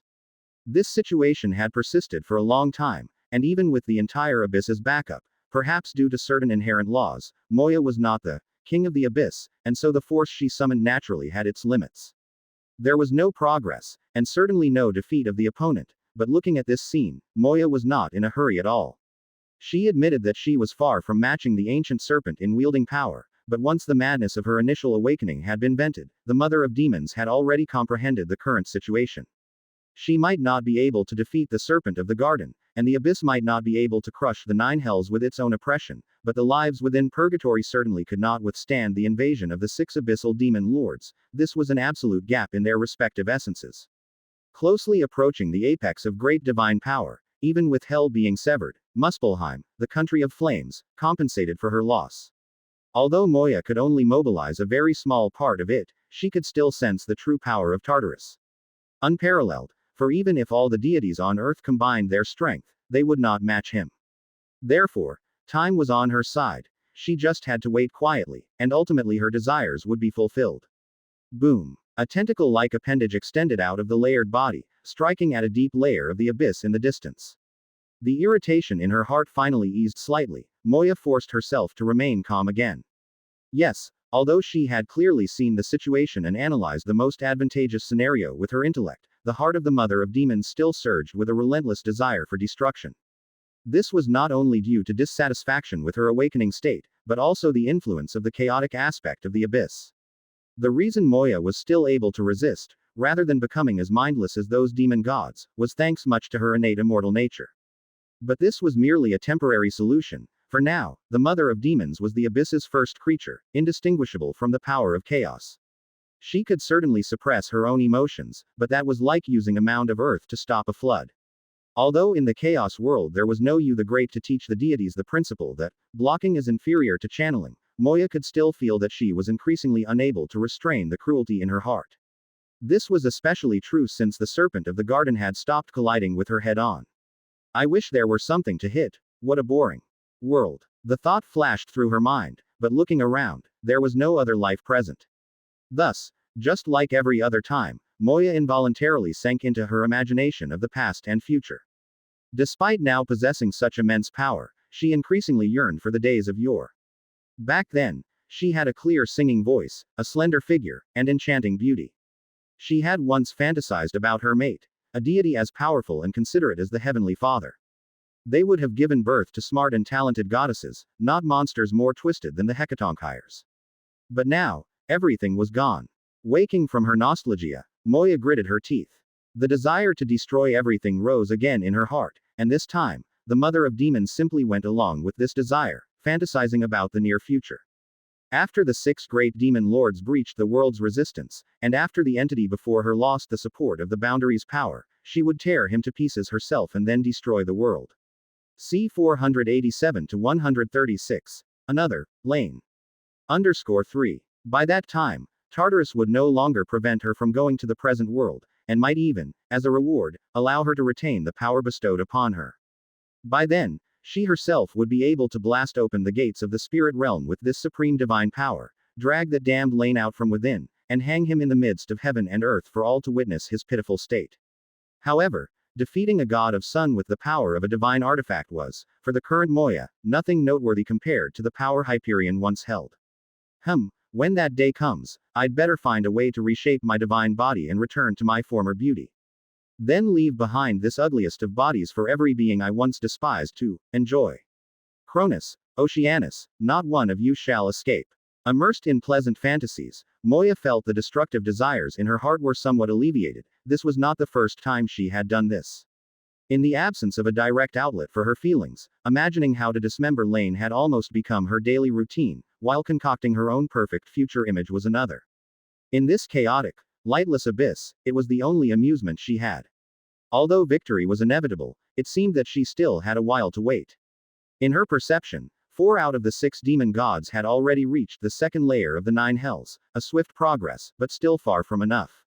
Crack.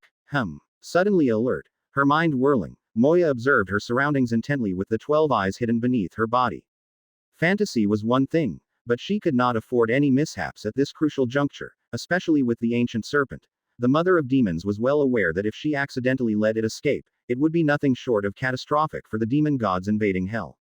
Just as the other dared not let her enter the 9 hells, Moya also could not give the other the opportunity to leave. However, after vigilantly observing for a while, she couldn't find anything amiss. The enemy's power was still great, and with the power of the abyss to strengthen it, there was no chance of an escape right before her eyes. But then, where did that sound just now come from? Her gaze shifted slightly. Moya looked toward a place near the void in front of her. Nothing was there, as though it were simply meant to distract her. Her 12 eyes suddenly widened, fixedly staring at a point in the void, as if Moya had discovered something.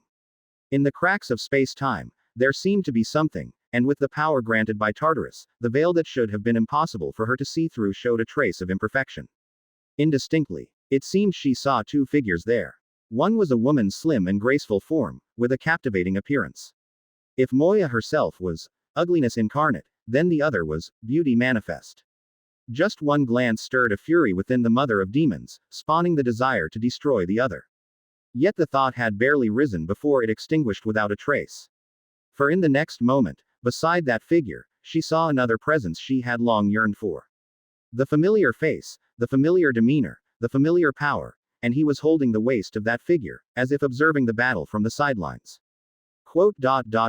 Laine. Her eyes wide, incredulous, astonishment surged forth. Moya could not have imagined she would see him here, of all places. And, how dare he appear before her now? C 488 to 137 The embodiment of evil. It's finally starting. If we drag this out any longer, his divine body will probably be completely eroded. By the time it takes him a few thousand years to recover, that would be the least of our problems, but at this critical juncture, without him, I can't hold back these things on my own. In the second layer of hell, Mephisto held a silver mirror aloft in a secluded airspace. Of course, he was still in the 9 hells and had never truly joined the battle. After all, as a mortal who was promoted, he was far from comparable to those innate deities. To truly familiarize himself with being a quasi-god-like entity, Mephisto still had much to complete. Like the simplest thing, he still did not have any sort of authoritative item. The second layer of hell had indeed brought him power, but that was all. Compared to the god of meteorology, who came with his own provisions, this place was still in its primal state as a realm, not on the same level as the other layers at all. His gaze turned towards the distant battlefield, where, in the even farther center of the realm, intense vibrations and booming noises intermittently erupted. Creus was still resisting, but the aura emanating from his body had already weakened by more than a fraction. Clearly, With the inherent resilience of an innate deity, Creus continuously repaired wounds that seemed fatal, but such recovery was not without cost. Once he exceeded a certain limit, he would, like Hyperion, the former god of sun, suffer damage to his divine body, lose the support for his consciousness and power, and be forced to retreat into the symbol of his godhood. Only by waiting for eons could he eventually walk among the worlds again in full glory. Of course, unlike an eternal slumber, deities in such a state, though significantly weakened, are not unable to influence the outside world. However, if they fall into such a situation in the face of a formidable enemy, clearly, they wouldn't be able to hold back those demon gods anymore. Quote. Yes, it has begun, your method had better work. Silently, a voice came from around Mephisto. However, there was nothing around the devil at this moment. The so-called sound rather seemed like the noise produced by the spontaneous friction of air under natural conditions. Obviously, nature couldn't produce such a human-like voice. Therefore, it must have been created by a sentient being. Moreover, in that barely perceptible voice, Mephisto detected an odd emotion. Indeed, the devil understood this quite well. He lacked the ability to see through the realm, and before, he had no idea of how ugly that mother of demons was. Now he knew, and deeply lamented on behalf of his boss, for that matter. But it couldn't be helped. If he could take the place, he would step up himself. Well, Mephisto had to admit that deep down, he actually didn't want to step up at all. Ahem, Your Majesty, this was personally verified by you. And it's currently the best strategy. Regardless, when it comes to raw power, we're still lacking. With a subdued cough, facing his superior's interrogation, the outstanding employee expressed his helplessness, yet he defended his standpoint earnestly. If possible, who wouldn't want to simply bulldoze their way through? However, after repeated confirmations, it was clear that the Nine Hells indeed fell far short in raw power compared to the Abyss, and seeking outside help was an impossibility. Yes, initially, Mephisto hadn't planned to use Hell's power alone to confront Tartarus. His first suggestion was to go to the living world personally, in the name of the envoy of the Lord of the Nine Hells, to persuade the gods, like the Titans who hid from the world according to the rumors, or the ancient sea gods who were forced to seek shelter with Poseidon due to the principal god's slumber. There were still quite a few of such deities, and from the words of Asmodeus, he also learned some things, like the fact that their big boss still had some sort of network in the living world. The god of light and the goddess of daylight whom he mentioned were ancient gods hidden from the world that Mephisto had never heard of in the living world. So if they could find some help, today's situation might have been much better, but ultimately, his idea was denied by the Lord of the Nine Hells. Because only the master of the realm could see, at the moment of the first full-scale collision between the Abyss and Hell, any force not of this world trying to intervene would inevitably be struck by both forces simultaneously. Fundamentally, the two were still one entity. Divine artifacts were not a big deal because they did not possess consciousness, but if gods from the outside joined, their fate would be imaginable. Therefore, with insufficient raw power and the difficulty of external forces intervening, Mephisto had to apply his wisdom to some more unconventional methods. For this, he proposed several ideas to the Lord of the Nine Hells, some aggressive and some conciliatory. However, to his surprise, the one he saw as having the lowest chance of success was ultimately chosen. The key to success or failure is still whether it's, as you said, able to make the mother of demons lose most of her sanity. Halfway through his words, Mephisto immediately halted. As for what relations the Lord of the Nine Hells had with the monster from the outside, or how he knew how to provoke her rage upon her birth, Mephisto was unsure and didn't intend to be sure. His responsibility was to give advice. After all, matters affecting the rise and fall of a realm were still to be decided by the true master of the Nine Hells. C 489-137 The embodiment of evil _2. Quote. The voice fell silent for a moment, but Mephisto could still feel a certain gaze focusing on him. Shortly after, the air vibrated slightly, and that voice, as if emanating from the world itself, once again rang beside him. You're right, the one who truly makes the decisions is still me, and this is already the most likely method to succeed. You've done well, and if all goes smoothly, after this battle, you will truly become the lord of the second layer of hell. As for the matters in the mortal realm, if you can handle them well, I have another reward for you. The voice had calmed down, and the odd feeling in the words earlier seemed like an illusion. That's right. A slight loss for a world lord was not something to be overly concerned about. If another method were used, either the risk would be greater, or it would ultimately cause severe damage to the origin of the Nine Hells. If this move isn't effective, Then we'll cross that bridge when we come to it. This time, when the voice ended, a certain will completely moved away from this space. Clearly, facing the terrible pressure of Tartarus, the Lord of the Nine Hells was certainly too preoccupied to be distracted. He simply could not muster more strength, nor was he willing to temporarily descend an incarnation here to speak. Feeling the overseeing presence depart, Mephisto breathed a sigh of relief and then gracefully bowed to the void. It's time to begin, he whispered, but this time it was for himself to hear. Since there were no additional complications, everything naturally should proceed as previously arranged. A faint light glowed in his palm, and streams of divine power began slowly infusing into the silver mirror in his hand. In front of Mephisto, the divine artifact began to gradually awaken. Note 1. Although he didn't know its name, the demon could judge that it was a high-grade artifact related to the space domain. However, compared to the one that symbolized time, its power was much less, and it seemed unlikely to ascend to a Genesis artifact, hence it had come into existence earlier. In the past, the goddess of law had used it to observe a young Zeus, and the goddess of the nether moon had used it to defeat Hades. Now in Mephisto's hands, the artifact began to shimmer, acting as a beacon, broadcasting its location to outside the Nine Hells. There was only one chance. His eyes narrowed, Mephisto looked towards the distant battlefield. Creus was still being besieged by the four demon gods, and the one engaged in close combat with him happened to be the three-headed, eight-armed demon god already destined to be a sure kill by the sovereign. At Mephisto's level, he didn't understand the essential differences among these demon gods, nor why only that one was included in the must-kill list. But as he had said earlier, on such matters involving the survival of an entire realm, it was better to leave the decisions to the true sovereigns. But this way, I'm afraid you'll hardly escape a death. In the end, why did you have to choose it? But no matter. In hell, a few thousand years don't count for much. Maybe tens of thousands. Who knows? As you said, I am no immortal innate god. With a sincere sigh, Mephisto could actually understand the other's approach.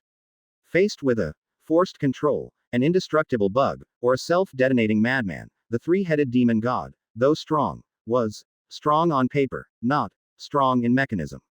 Plus, its massive body could help Creus use it as a barrier to avoid other demons' attacks. But anyway, it had indeed made the worst choice unwittingly. As for not informing Creus of the entire plan in advance, Mephisto claimed he didn't know either. But since the Lord of the Nine Hells had no objection, there must be reasons that he was not aware of. And regarding this outcome, the demon expressed no objection. The silver mirror hummed, and under the continuous infusion of Mephisto's power, it served as a beacon, seemingly finally connecting with something. Seeing this, Mephisto's expression became solemn, and he raised the artifact high. The authority of the second layer of the world was drawn by him invested in the silver mirror before him. Gazing at the distant battlefield, the demon solemnly said, Respectfully, I call upon the serpent of the garden, earthly python, the root of all evil in the worlds. I ask for your power, please descend here. Then, the next moment, as if answering his call, the mirror flashed slightly. Following that, a terrifying power began to slowly emanate from within. Outside the Nine Hells, at the border between the abyss and purgatory. The whimsical bubbles of space-time emitted splendid colors, like the most beautiful scenery in the world. However, beyond their beautiful facade lay the destructive power hidden beneath. The immense forces of two powerful beings collided here incessantly, but at this moment, the births and deaths of space-time seemed to pause for an instant, followed by Moya's shout echoing through the void. Laine, it's you, how can you possibly be here? The sharp voice caused the surrounding void to tremble, and Moya couldn't believe what she saw in the distance. She even thought it might be some illusion, or that something was affecting her mind. It couldn't be real. Perhaps the being opposite was trying to disturb her with this method, as no outsider should be able to approach so near in the interval of the collision of the two realms. No, it still was possible. C 490-137 The embodiment of evil 3. Moya suddenly remembered that Laine, at the end of the First Era, had once caused two primordial deities who were looking for trouble with him to return without success.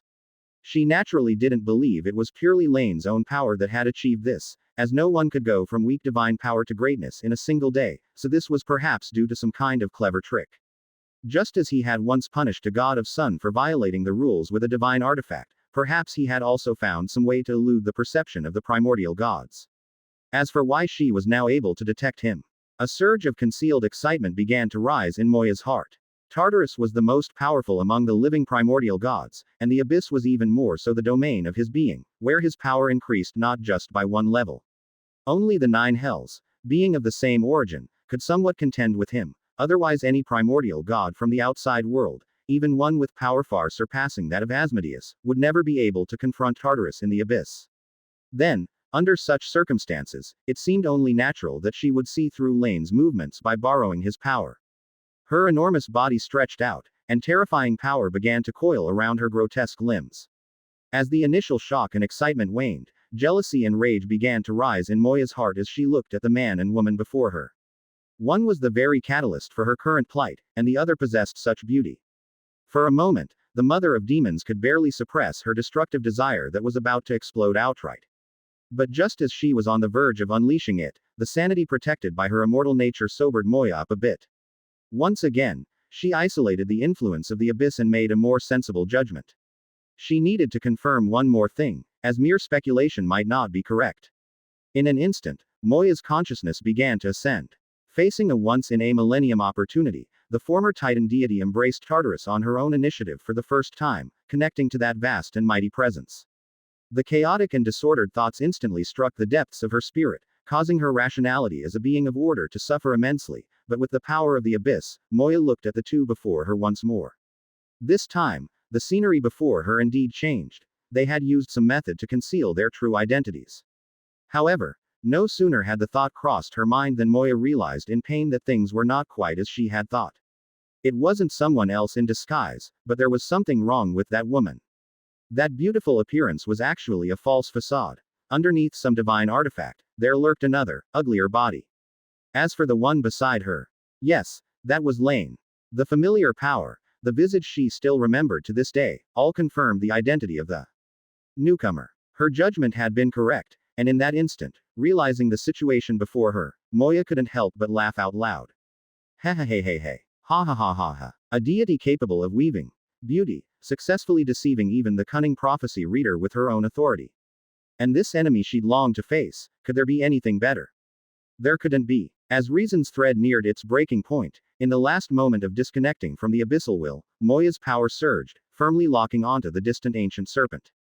The enemy must be caught. This formidable adversary must not escape. As long as she was around, it had nowhere to go.